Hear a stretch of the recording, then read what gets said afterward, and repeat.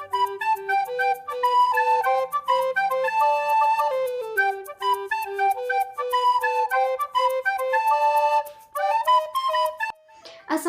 warahmatullahi wabarakatuh. Perkenalkan kami dari kelompok 1 MPIB mata kuliah Manajemen Humas dan Layanan Publik.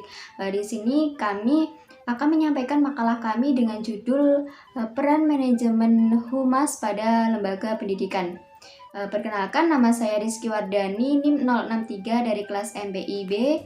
Saya akan menjelaskan poin pertama yakni pengertian manajemen humas dan poin kedua yakni strategi dan teknik-teknik manajemen humas pada lembaga pendidikan. Berikut penjelasannya. Oke, poin pertama yang akan kita bahas adalah pengertian manajemen humas pada lembaga pendidikan. Nah, seperti yang kita tahu teman-teman bahwasannya humas ini merupakan singkatan dari hubungan masyarakat. Dalam bahasa Inggris, humas ini biasa disebut dengan public relations, yaitu suatu kegiatan komunikasi yang dilakukan seseorang atau sekelompok orang yang berupaya untuk penyampaian atau penyebaran informasi sesuai dengan tujuan yang diinginkan. Nah, humas ini juga merupakan suatu kegiatan yang terprogram dan terperinci yang ada di dalam suatu organisasi. Humas ini pada suatu organisasi biasanya dibuat atau dibentuk untuk membina hubungan yang harmonis dengan orang lain. Nah, adanya humas ini di lembaga pendidikan juga digunakan untuk menjelaskan kepada peserta didik maupun masyarakat tentang kebijakan yang ada di sekolah tersebut agar masyarakat dapat memberikan dukungan, kepercayaan dan juga motivasi terhadap suatu kegiatan yang dilakukan oleh sekolah tersebut. Nah, dapat kita simpulkan bahwasannya manajemen humas dalam lembaga pendidikan ini merupakan suatu pengelolaan humas yang berkaitan dengan citra dari lembaga pendidikan di mata masyarakat, serta penyampaian segala informasi baik dalam bentuk komunikasi dalam internal maupun eksternal suatu organisasi atau lembaga pendidikan. Poin kedua adalah strategi dan teknik manajemen humas pada lembaga pendidikan. Nah, yang pertama itu strategi manajemen humas pada lembaga pendidikan. Nah, implementasinya itu yang pertama ada analisis kebutuhan peran masyarakat. Yang kedua ada membuat dan melaksanakan visi, misi, tujuan, kebijakan, rencana, program, dan pengembalian keputusan bersama.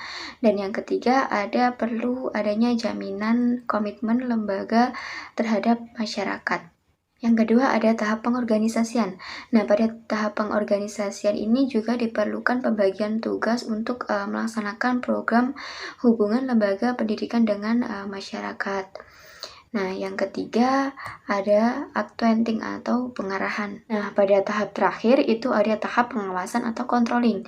Nah, pada tahap pengawasan ini dapat melihat yang pertama itu monitoring atau hubungan lembaga pendidikan dengan masyarakat itu bagaimana. Dan yang kedua itu penilaian kinerja hubungan lembaga pendidikan dengan masyarakat. Oke, selanjutnya itu ada teknik-teknik manajemen humas pada lembaga pendidikan. Nah, ada beberapa jumlah teknik manajemen humas pada lembaga pendidikan.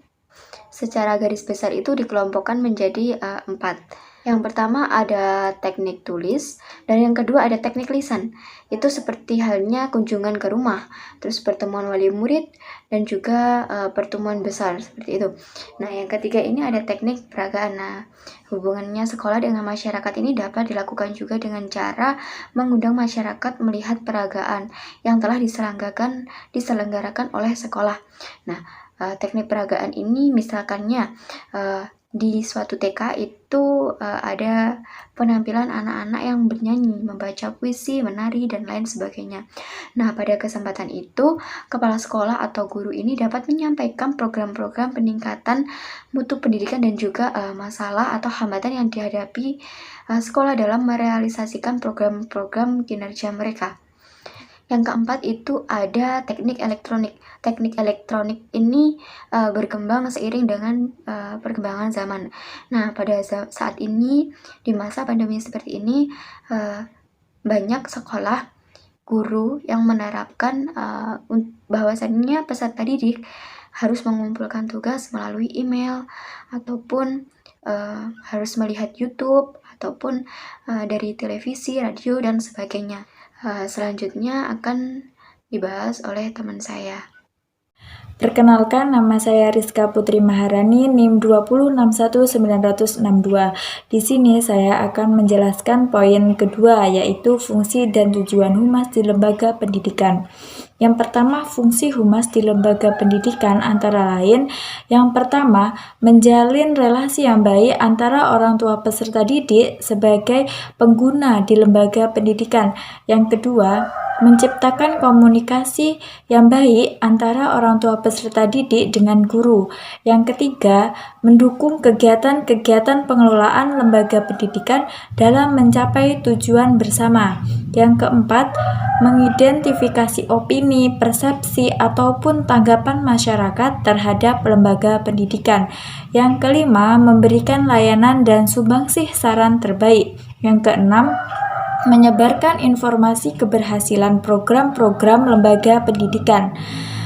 Selanjutnya yang poin kedua, yaitu tujuan humas di lembaga pendidikan. Antara lain yang pertama, mengembangkan pemahaman dan sasaran dari sekolah. Yang kedua, menilai program sekolah. Yang ketiga, mempersatukan orang tua murid dengan guru dalam memenuhi kebutuhan anak didiknya. Yang keempat, mengembangkan kesadaran tentang pendidikan di sekolah. Yang kelima, membangun dan memelihara kepercayaan terhadap sekolah. Yang keenam, memberitahu masyarakat tentang pekerjaan sekolah.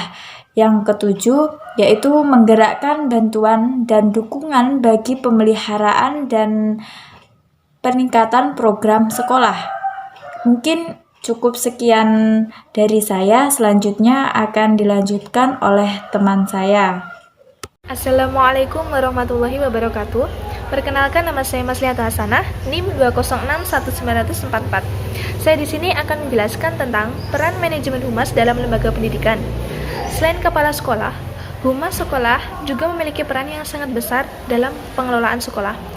Di sini akan dijelaskan humas sekolah diantaranya sebagai berikut: penghubung, pengomunikasi, pendukung, dan publikator. Semuanya akan diuraikan sebagai berikut. Yang pertama yaitu penghubung. Humas berperan sebagai penghubung antara sekolah dengan tenaga pendidik dan tenaga kependidikan. Oleh karena itu, humas diharuskan memiliki keterampilan dalam membangun hubungan yang baik antara sekolah yang diwakilinya, menciptakan suasana saling percaya pengertian antara sekolah dengan masyarakat, menciptakan kerjasama toleransi antara sekolah dengan masyarakat. Selanjutnya sebagai pengomunikasi, maksudnya secara individu, pendidik yang ditugasi menjadi humas sekolah harus memiliki kemampuan dalam komunikasi, baik lisan maupun tulisan, langsung maupun tidak langsung, melalui cetak ataupun elektronik. Selanjutnya pendukung. Humas sekolah merupakan pendukung program sekolah, artinya keberadaannya itu akan dipandang penting manakala berperan sesuai perannya secara baik. Banyaknya program yang ditawarkan oleh sekolah kadang tidak mendapat dukungan dari orang tua peserta didik. Hal ini dimungkinkan karena optimalnya peran humas sebagai pendukung program sekolah sehingga tidak tersampaikan pesannya kepada orang tua peserta didik. Selanjutnya yaitu sebagai publikator. Humas sekolah juga memiliki peran sebagai publikator, yakni orang yang diberi tugas untuk mempublikasikan hasil kegiatan sekolah kepada masyarakat. Publikasi tersebut dapat dilakukan melalui media cetak maupun online, seperti Instagram, WhatsApp online, WhatsApp group, dan sebagainya. Tujuan publikasi ini agar prestasi yang dicapai oleh peserta didik itu dapat diketahui oleh orang tua mereka, sehingga orang tua itu memiliki kepuasan dan kebanggaan karena telah menitipkan anak-anaknya di sekolah tersebut. Dijelaskan juga peran humas dalam lembaga pendidikan ke depan antara lain dapat membina hubungan harmonis kepada publik internal atau dalam lingkungan lembaga pendidikan seperti dosen, guru, tenaga administrasi, dan hubungan kepada publik eksternal, contohnya itu di luar lembaga pendidikan, contohnya seperti orang tua siswa dan di luar lembaga pendidikan. Selanjutnya, dapat membina komunikasi dua arah kepada publik internal. Dan yang ketiga, mengidentifikasi dan menganalisis suatu opini atau berbagai persoalan, baik yang ada di lembaga pendidikan maupun yang ada di lingkungan masyarakat. Dapat berkemampuan mendengar keinginan atau aspirasi yang terdapat di dalam masyarakat. Dan yang terakhir yaitu bersikap terampil dalam menerjemahkan kebijakan pimpinan secara baik. Sekian dari saya, ada kurang lebihnya mohon maaf. Wassalamualaikum warahmatullahi wabarakatuh. Baik, setelah tadi kita mendengarkan penjelasan mengenai pengertian humas, peran dan fungsi humas, kita lanjut di poin D ya. Yang kita ketahui juga bahwa peran humas ini tuh emang sangat penting bagi lembaga pendidikan gitu.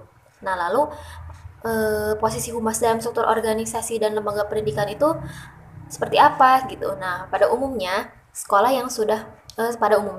itu sudah menempatkan posisi humas di salah satu bagian yang penting gitu. Hal ini ditandai dengan adanya posisi humas yang ditangani oleh salah satu wakil kepala sekolah. Nah, mungkin kalau sekarang ini lebih familiar disebutnya itu wakahumas ya. Nah, di samping itu juga walaupun memang itu sudah ditangani oleh salah satu wakil kepala sekolah, namun wakahumas juga ini tuh dibantu oleh beberapa orang praktisi dalam mengerjakan teknis maupun operasionalnya. Biar apa? Jadi fungsinya itu biar si wakahumas sendiri itu berkonsentrasi dalam memikirkan, mengembangkan, dan merancang program-program yang membutuhkan pemikiran. Baik, mungkin presentasi dari kelompok pertama itu cukup sekian. Mohon maaf apabila ada kesalahan. Saya mewakili teman-teman yang lainnya. Billahi taufiq wal hidayah. Wassalamualaikum warahmatullahi wabarakatuh.